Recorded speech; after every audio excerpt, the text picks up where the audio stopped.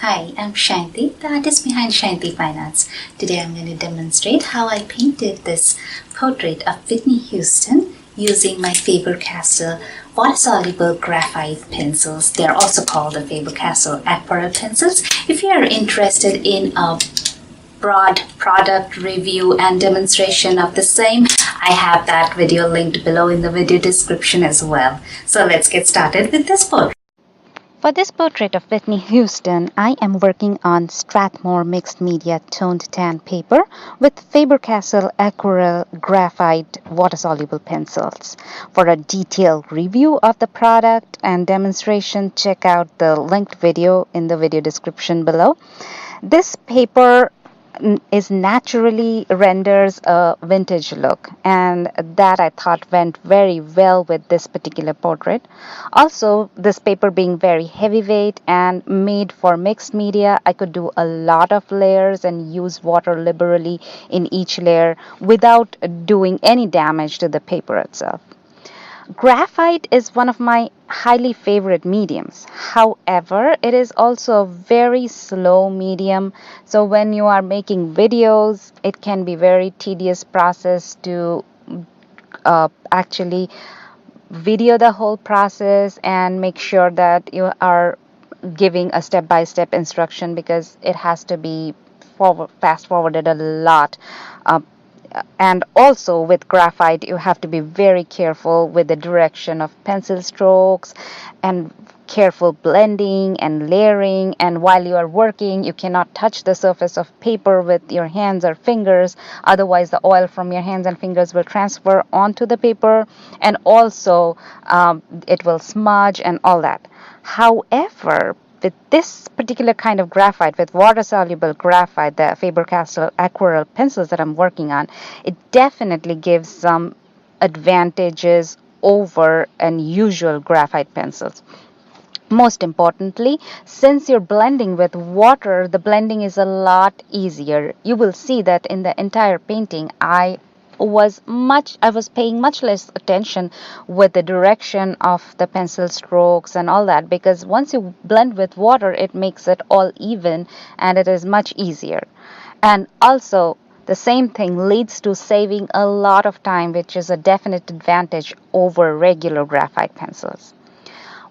Another thing that is very important is that once you add water to a layer and let it dry, it is kind of a semi-permanent, which means that when you add additional layers and then add water to those additional layers, the bottom layers do not lift off completely like it would happen in case of regular watercolors. So you can add a lot of layers and darken up slowly, and that definitely is an advantage. And at the very end, it gives the same look that your graphite portraits or graphite work would give out without even putting like that much of effort for the sake of it. So onto the actual portrait now. I started off with a very good sketch and closely followed the reference photo that I had from start to finish to achieve the realistic look and make Whitney Houston look like Whitney Houston. Next, I started shading with the graphite pencils. I started off with my 2B pencils and started off very light layers. It is always easier to go from light to dark and darken a certain area than lightening that area once it is already dark. And when I start off, I always like to start off with the 2B pencils or the harder lead graphite pencils, so that you fill out the nooks and crannies of the paper much better, and that ways you build up the layers and build up towards the darkness that you want to achieve at the very end. After application of the first and each subsequent layer of graphite, I use the brush with a little bit of water in it, not a lot of water, just dampening the brush to blend the layers, while using the water to mix from, while you're using the water, it is better to go from the lighter area towards the darker area. That ways you do not get occasional streaks of black graphite and to end up with.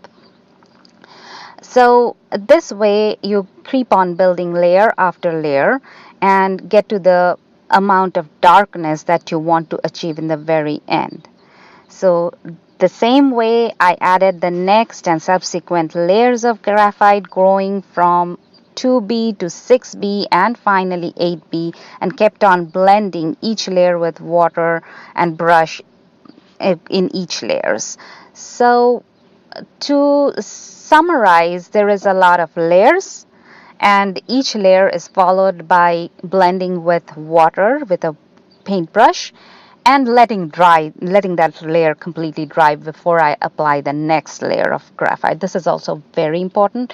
You need to allow each wet layer dry completely before you apply the next layer.